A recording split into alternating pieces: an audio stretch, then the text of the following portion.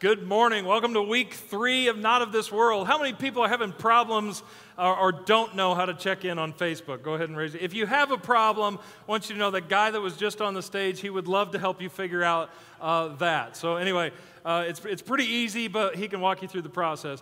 I want to welcome you today. So Not of This World, we've been talking about how God has called us, if you're a Christian, if you're a follower of Christ. And we realize maybe you haven't made that decision yet. Maybe you've been coming to church here a while. Maybe this is your first week and you're just going, I'm just checking things out. That is phenomenal. We realize not everybody is like all in every week.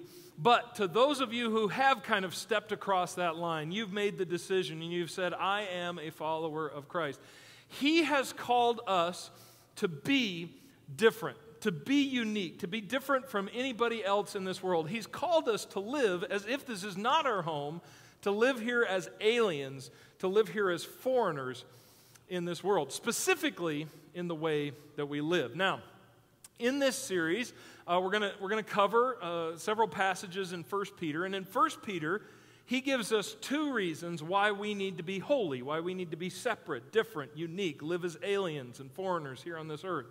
The first reason is what we've been talking about this last couple of weeks. The first reason looks like this. 1 Peter chapter 2, verse 11.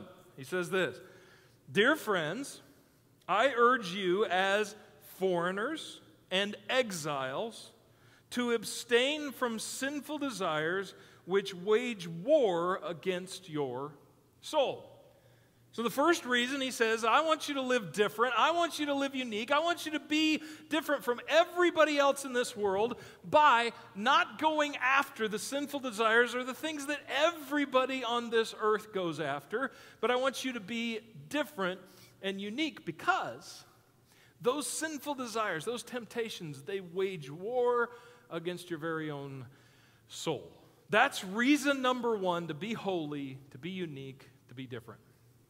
All 4 of my kids have had to have this weird talk where I get to them in life when I say, you know, stay away from your own poop. I don't know, for those, it's usually when they're little, sometimes teenagers, no, just kidding. But when they're little, somewhere along the lines, I have to have this conversation where it's like, stop doing that. Don't put it in your mouth. Don't touch it, right?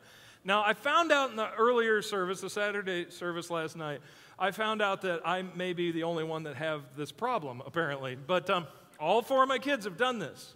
So my oldest son, he came down the hallway when he was a toddler, and he was wandering down with a toilet brush in his mouth. He just sucking on it, you know, and it was wet. And I'm not talking about the nice toilet brush that Mom puts over when we come over, right? Talking about the used one we found at the garage sale, right?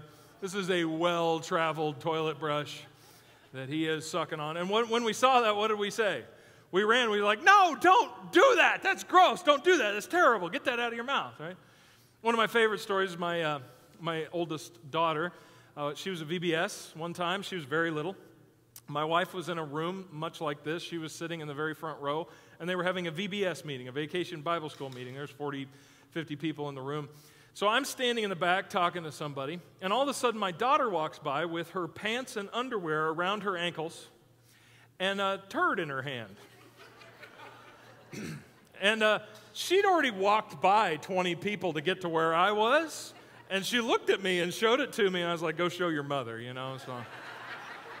So she just keeps on walking. I figure we've already turned this into a story. Why not make it epic, right? So let's see what happens. Maybe one day I'll use this in a sermon. So anyway, she walks by me, and she walks up to the very front row where Mom is with her pants around her ankles, and she goes, Mom, I pooped. Got it in her hands, just so proud. And what did Mom do? She turned, and she was like, ah! Don't touch that. Get that out of your hands. And so she got it all cleaned up and everything. And that, at that moment, she had to tell her to don't touch her poop. I guess maybe I'm the only one that has this problem with my kids, but even my younger 2 kids, okay? Both my younger 2 kids were sitting in the high chair and did their business in the high chair. And for those of you who have little ones or remember this, you know what happens. It goes up the back, right? Both of them did that at one point in their life. And then they just treated it like the chocolate fondue fountain at Golden Corral. Just just hitting it. Turned around, Josiah had it all over his face. We look over him, we're like, stop that! Stop doing that, right? Now, why did we tell him to stop that, right? Why do we continually have to tell our children, don't taste your poop, don't touch your poop? It apparently tastes really good. But anyway, we have to constantly tell them not to do that. Why? Because we're parents, and parents got to have rules.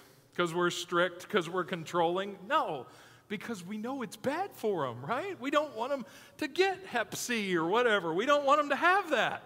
And so we say stop doing that because it's bad for them. In the same way, God's got to look down at us as human beings and feel like it's like a dad trying to get his kids to stay away from their own poop, right? God's looking down at these sinful desires in our life, these sexual temptation, the desire for greed, and the desire for stuff, and just the desire to do all these things that are far from God. And he's looking down and he's going, just stop doing that. Why? Because God's strict?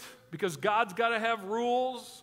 No, because he knows that this stuff is destroying us. The first reason God wants us to be different, to not rush after the things that everybody else in this world is rushing after, is because he says it wages war against our very own soul.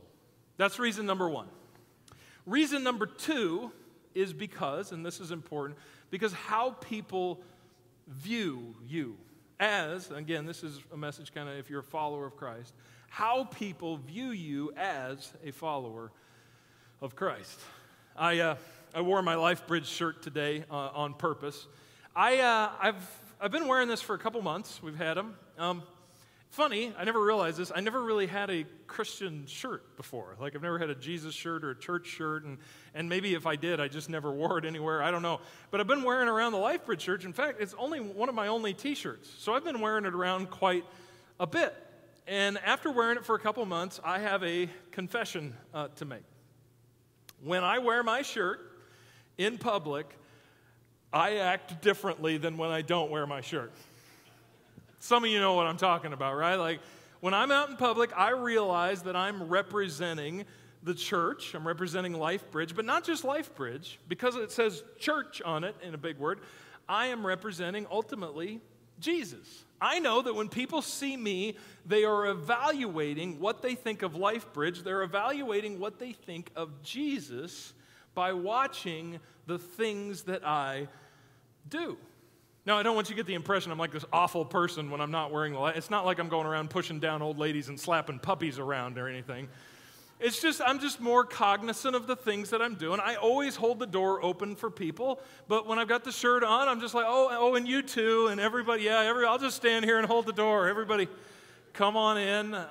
When I go to a coffee shop, I don't tip usually because it seems kind of silly to tip for black coffee, right? That's all I get. So I'll just get a black, they fill it up. But when I got the shirt on, I feel like I got a tip, right? So I'm like, here you go, here's 50 cents for going like this. Thank you. Right? I just feel like, well, because I'm representing LifeBridge, I'm representing the church. So I got to tell you, I'm a little bit different person than I am. And really, it's actually been kind of a good exercise because many of us need to have our shirt on all the time, right? It might be a good reminder for us to have it on. And I'm not just talking about superficially when you're out in public. I'm talking about when you're at home and you're being a father or you're being a spouse. I'm talking about when you're with your friends, when you're at work. You need a constant reminder that if you're a follower of Christ, you're on because people are watching your life. And they're making up their mind what they think of Jesus. They're making up their mind what they think of church. And they're deciding as they watch your life whether or not it's real, whether or not it's true. So he continues. 2 Peter chapter 2. He says, live such good lives among the pagans. Now, if you said that in our context today, that would be like an insert. Don't refer to your friends that don't go to church as pagans, okay? Back then, it was a simple thing. Everybody would have been like, oh yeah, a pagan, somebody that doesn't believe in God or somebody that doesn't believe in the Christian God. And they would have been like, yep, I'm a pagan, not a problem, okay? So it wasn't quite as insulting. So you might think of it as just unchurched people or people that don't believe in God. We call ourselves a church for people that don't go to church, right? We don't call ourselves a church for pagans, okay? Sends the wrong message. Anyway, so live such good lives among the pagans that though they accuse you of doing wrong, they may see your good deeds and glorify God on the day He visits us. This is God's plan. That as a follower of Christ, you would live such good lives that people that don't know God would stand up, look at your life, and go, I want to know what's going on in their life. I want to understand what they're doing because it's got to be real. Because in your life, you've met hypocrites before. Maybe before you were a follower of Christ or whatever. Maybe you never went to church. You've met people that like, yeah, sure, they're Christians, but their lives are no different than anybody else.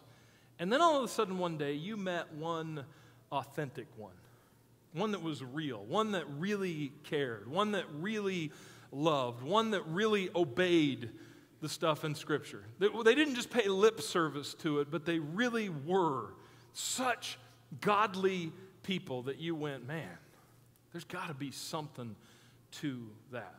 And that's what he's saying here. That's God's plan.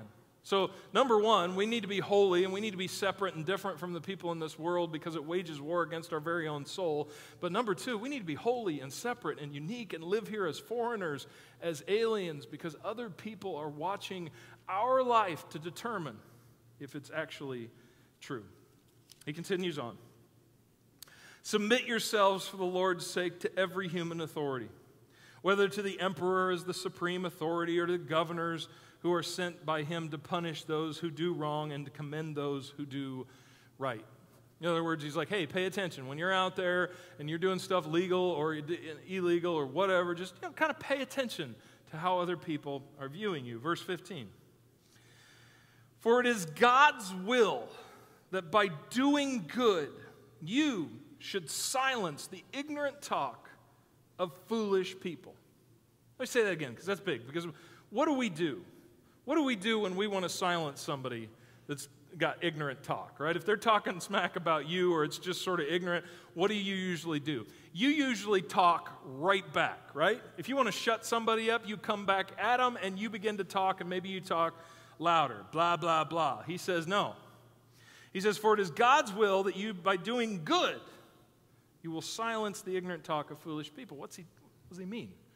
He's talking about people who are calling this whole Jesus movement, this whole Christianity thing, just a bunch of bull. All these people are saying, no, that isn't real, that's not the right way, they're foolish, they're stupid. Those people, he says, the way you silence them is not with arguing with them. It's not proving them wrong. It's your good life. That you would have such a good life that you would silence their talk. Verse 16. Live as free people, but do not use your freedom as a cover-up for evil. Live as God's slaves.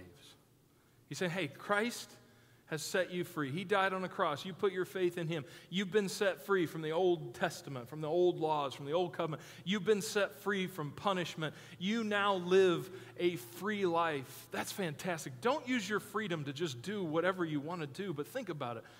Use your freedom to become a slave for God. And if God wants you to do something like a slave, be obedient to that.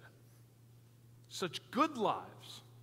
Silence the ignorant talk of people, that you would become a slave, that you would take your life and you would use it and say, hey, look at my life as an example. That is God's plan to prove His existence. Let me say it again. That right there, that is God's plan. I'm not even sure it's a very good plan, but that's God's plan to prove His existence. Think about it. When I was in college, we went through this different class and we talked about all the different arguments for why there is a God. And I was very interested in this because I kind of wanted to be argumentative. I wanted to be able to tell people why there was a God. And I was boom, boom, boom. And so we went through this class and they gave us several different arguments. Maybe you've heard of these, maybe you haven't. Like there's an argument, very intellectual argument called the ontological argument, which basically says this, that because we can perceive of, or because we can understand a creator, a God that is above all and sovereign and all-powerful and all-knowing, because we can perceive of a God like that, he must exist. You might say, well, yeah, but you can do that with Santa Claus too. Well, no. Santa Claus is a conglomeration of a bunch of other things that we can perceive that we've put together and we've turned into Santa Claus. But the ontological argument says, no, because we can understand of this all-knowing, all-powerful God, he must exist. It's called the ontological argument. Honestly, I don't think it's real strong, but that's one of the arguments for the existence of God. Another one, which actually is strong, is the cosmological argument. Again, these are all very intellectual. Cosmological argument says that because everything has a beginning and because everything's held together and it looks like it's put together by somebody, then there must be a somebody that started it. Because everything has a beginning point, then God must have begun. That's good. Cosmological argument. I like that one. There's one called the moral law, because on every consonant? That's not right. Continent. Thank you. Up here talking about intellectual stuff. Anyway, on every continent and every language and every culture, there is this kind of moral code that's somewhat universal. And because of that, there must be a God that's making that all completely universal. And you can go down the list for all these reasons. Yeah, there's a God, there's a God. But then you get in the New Testament and you don't see that. You don't see the cosmological or the ontological or the moral law. You don't see that. You see this. You see Peter and Paul and the writers of the New Testament saying, hey, just live such godly lives that people go, it has to be true. It has to be true. Live such godly lives that when they look at your life and be like, I don't know if I can make all the stuff work intellectually in my brain, but I know this guy. And it's got to be real. Because of the change I've seen in his life, because of the things I've seen God work in him, it's got to be real. This is God's plan to prove he exists. So here's what we need to do. As followers of Christ, if that's you, as followers of Christ, we need to dedicate ourselves to not saying, yep, my life's my own, but we need to say, no, I am a slave to God in every aspect of my life. We need to make an impression in people's lives. Now, when you talk to somebody, don't you want them to listen to what you say, right? Like when you share wisdom, I don't care what it's about. If you're just telling them how to change a tire and you're sharing with them a little wisdom, you want them to pay attention to you, right? My wife is constantly doing this thing where she's beginning a monologue with my 16-year-old son. She's beginning her monologue. She's got a 3-point monologue with an introduction and a conclusion, right? That she's just getting started. She's halfway through the introduction, and I turn to her and be like, "Baby, he's not even listening to you. Like he's off in La La Land, or he's watching TV." And I'm like, "You gotta shut all electronic devices off, and you gotta like start all over again if you want him to hear any of this monologue. And let's just shorten it down to an intro and a conclusion on top of that." I'm trying to help her understand how to talk to a 16-year-old boy, right? But when she talks, she wants him to actually listen to the things that she says, right? I want people to, otherwise I don't want to waste my breath. Wouldn't it be great if when you said things to people, they listened to you? And the things that you were saying were wise and valuable and worth repeating. Wouldn't that be incredible? Here's how you do that. This is God's plan, that we would make an impression in people's lives by how we live. Just real simple. By how we live. Who do you pay attention to? Who do you listen to? You don't listen to hypocrites. You don't listen to people that are dishonest. You don't listen to people that say one thing and do another. You listen to people with integrity.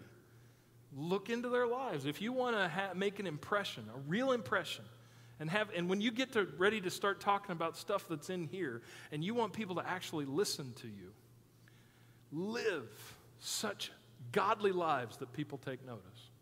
Now here's what I mean by that. I don't mean that we become fake, right? In our culture, we feel like we have two options. We hate fake. That just drives us crazy. Anybody like a fake person? No, we don't. That's why we don't like politicians, right? Because essentially, I mean, whether there's good ones or bad ones, the only way to get elected is what? not to have conviction and get elected on your convictions. That doesn't work. If it ever worked, it doesn't work anymore. The way you get elected is what? You figure out what the majority of people want, and then those become your convictions. We don't like that, right? That's never going to work. We don't like that. So we don't like politicians. We don't like it in Hollywood, when we see somebody on TV, and we constantly set ourselves up for failure all the time. We're constantly doing this with people on TV. We're just like, oh, that's a godly person, or that's a wonderful person, or like, a lot of times when Taylor Swift was young, right, we looked at Taylor Swift, oh, she's just so wonderful and innocent. And then we're shocked when she's like shaking it, right? And you're just like, all of a sudden she became a not sweet, not innocent person anymore. And we're like, what happened? Like, well, we were morons to believe she would ever be anything different than that. That's what happened. So anyway, I'm sorry, tangent. 2 weeks of Taylor Swift in a row. I apologize for that. So we can be fake people, but we don't like fake people. We don't like that. On the other hand, then, we feel like the alternative to being fake is, and maybe you have friends that do this, is you just be real. What does that mean? Well, that means you're just your own ignorant self. And you get done saying something stupid, and then you go, at least I'm keeping it real. Right? You know people like this. Some of you are here today based on what I've seen on Facebook. Anyway, so I'm just playing. No, that's what we feel the alternative is. Like, I don't want to be a fake person, so I'm just going to be kind of my own broken self, and then at the end I'm just going to say, but at least I'm real. At least I'm authentic. At least I'm not a fake. Neither of those are good. These are not the choices that God gives us. Hey, I want you to be a fake, or I just want you to be who you are. No. He wants us to be something way more than who we are. Here's what he wants. This is God's alternative. He says, be something different. Actually change. Don't look like you've changed. Don't fake it. Actually change. Be obedient to the things that I've called you to be obedient to. Live out my teachings. Be obedient to the things you read in here. If you do that, people will take note. Because why? Because they're used to the alternatives. They're used to fake people or people that have no plans of changing at all. But when they see you be something different, something new, something not of this world, all of a sudden they want to know what's going on. Number 2, how you look. Make an impression by how you look. Now, I'm not talking about being squeaky clean on the outside. I don't want you to think like that. There was a time in Christianity, especially in the time I grew up, where it was just sort of like we're all gonna look the part, and we're all gonna cut our hair this certain way, and we're just gonna look like we've got it going on. But that's not what I mean at all. I'm talking about genuinely, what do people see when they look at you? Because this is important. Not just are you doing what God has called you to do, but how do people perceive you when they look at you? Just one example of this, and before I do this, I want to issue an apology. I'm not picking on any one individual in here, okay? I want you to know I'm Facebook friends with hundreds of you at LifeBridge. I've got hundreds of friends that are from other churches and stuff like that. So what I'm going to say next is literally hundreds of people that I'm talking about, not picking on anybody that comes here, okay? So an apology before I say this. So I've got a lot of Facebook friends, and I've noticed kind of a trend in Southeast Michigan. It doesn't seem like somebody is capable of having a beer without taking a picture of themselves with the beer. Right? Now just hear me out of this. So the Bible doesn't say that there's anything wrong with drinking, right? Jesus drank wine. The Bible doesn't say that drinking is wrong, otherwise, we'd have like 10 people that go to church here. Based on your Facebook is what I'm gathering for them. No, there's nothing wrong with drink. It says that the Bible draws a line and says, hey, but don't be getting smashed. Don't get drunk. So you can have a beer, you can have a glass of wine, if that's not a problem for you and it doesn't cause you to stumble or whatever. But then getting smashed or getting drunk, that's where it actually becomes wrong and some belligerent behavior comes from it. I have never had the desire, though, while drinking a beer to just all of a sudden just be like, I have to take a picture with the beer. And then post it on my Facebook. But it seems to be an uncontrollable urge that many of you suffer from. So now here's my point. You might just be having a beer. You might just be having a glass of wine, right? You might be just doing that. You're just having that one. I assume you're not having like 5 more and getting drunk, right? Right? Okay. So you're not getting smashed, but what does it look like? That's what everybody else on your Facebook are like, oh, Joey's getting smashed, right? And your eyes are always half open, too, for some reason. Might be just one beer you're having. You're like, that's just a common thing. And so here's my point. It's not really that you're doing anything wrong. You're probably just having that one beer, that one glass of wine. But what's happening is everybody else is viewing it differently. And we, as followers of Christ, not only do we want to pursue godliness, but we want to think about what do we look like in the eyes of other people. I'm going to go home and have like 400 less Facebook friends. That'll fix that problem. Okay. So here's what the Apostle Paul says, 2 Corinthians chapter 8. He says this, we want to avoid any criticism of the way we administer this liberal gift. He's talking about the gospel message of Christ. He's out there telling people about it. He says, we want to avoid any criticism of this, for we are taking pains to do what is right, not only in the eyes of the Lord, but also in the eyes of man. What's he saying? He's not saying he's trying to win approval. No, that's different. Let's be clear. He's not trying to get approval from man. He's just saying, I want to be careful not only to do what is right, but to have what I'm doing be perceived as what is right, as understood as what is right from other people, because I know the things that I do and the way that I live is proof of God's existence. He handles that very carefully. He also says in Romans chapter 12, he says, do not repay anyone evil for evil. Be careful to do what is right in the eyes of everyone. If it is possible, as far as it depends on you, live at peace with everyone. Some of you need to memorize that one last little sentence. If it is possible, as far as it depends on you, you can't control that other person, but as far as it depends on you, live at peace with everyone. He's very concerned about what everybody else is perceiving and understanding about who he is and what he's doing. Let me say it again. It's not enough for him to just be holy and do what God's called him to do. He also wants everybody else to perceive and understand the things that he are doing as holy, because he knows his life is evidence that God is real. And finally, make an impression, not just by how you live and how you look, but also make an impression by the way you talk. Make an impression by the way you talk. In our world, we feel like you have 2 options when you're out there talking.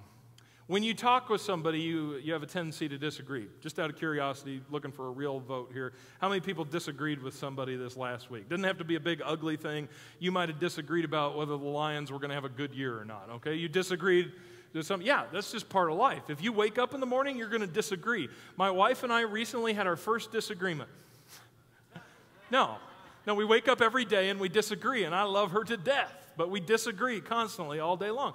Now, here's what happens. When you disagree with somebody, we feel like we have 2 options. The first one, and this is what everybody else in the world is doing.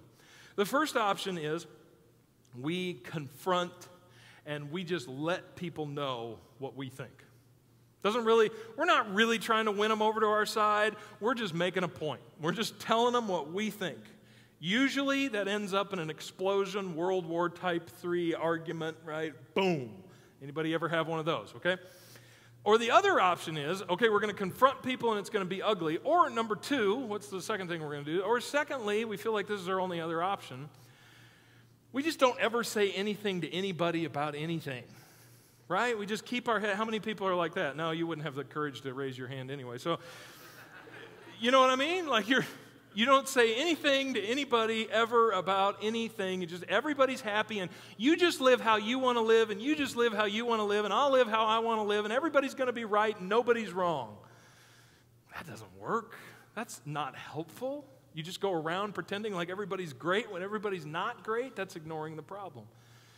The reason we still quote Jesus 2,000 years later, the reason that people that don't even believe in Jesus quote Jesus, is because he was a master. He was powerful at both presenting truth It was a confrontation. He was presenting something that people didn't disagree with, but he did it with such grace and such love and such acceptance that people took note, and still to this day take note.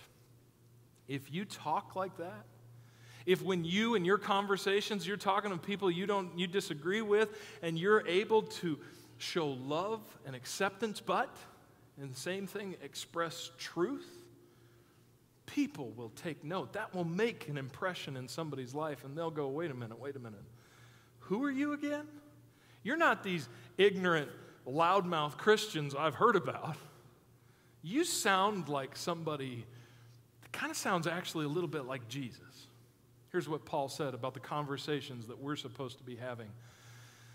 He said, be wise in the way you act towards outsider. What's an outsider? Just people outside the church, people that don't believe in Christ. He said, be careful. Be careful when you're wearing your LifeBridge shirt, how you act towards people that don't go to church. Make the most of every opportunity. Let your conversations be always full of grace. There's a word in there most people miss. Always. Always. You're capable of having grace-filled conversation, but always? That's another story. Always full of grace, seasoned with salt. What's salt? Truth. Sprinkle that truth in there. Full of grace, full of truth, so that you may know how to answer everyone. Here's the bottom line today. I just want you to think about this. When you walk out of here today, sometimes we think, well, what did I get today? How did that make me a better person? Or how am I going to be like more dedicated to God or something like that? And here's what I want you to be thinking today when you walk out. Not how am I going to live my life in a way that works best for me, but how am I going to live my life that shows the evidence that God is real? How am I going to live as a sacrifice, my life, such a good and godly life that people are going to stand up and take note? Let me pray for you.